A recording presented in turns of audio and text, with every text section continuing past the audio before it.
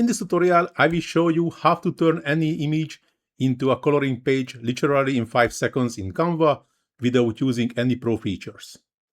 I added the same image, and we just need to go to the Edit, Style Match, See All, scrolling down a bit, and click on Line Art. And wait until the Canva doing the magic. So it's already done, as you can see. And even you can see there are small differences between the two images because that's done by AI. So this is the original one, that was the first result, and here is the second result. I love both, so that's with funny, like the original image, my left hand is out of my pocket. In the first result, that's inside, and in the second one, it's outside, out as the pocket, like the original image. But this is just a small details. But other than the face is recognizable, the hood is also recognizable, and the background is also. So that's now this one, the background is a bit better.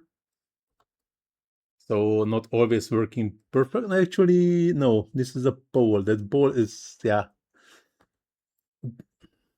It's still not bad. Still it's in a reasonable result.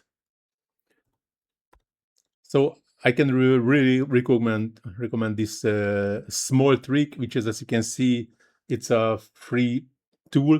Do not require the pro feature, subscription in the Canva. But now this tutorial is going to the end. Hope so you like it. If you really like it, please do not forget to hit the small like button, subscribe to my channel, leave comment in the comment section, first of all, to feed the algorithm, our greatest friend. And of course, if you have any question about Canva or struggling anything in the Canva, just let me know in the comment section. I will answer as soon as possible. Please also check the description where you can find the links for my Facebook, Instagram, and TikTok pages.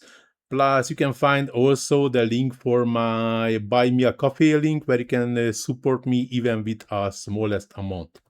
Everything is highly appreciated. As I already mentioned, you can find the links in the description. But now, this tutorial is really going to end. Thanks for watching. See you in the next one. Ciao.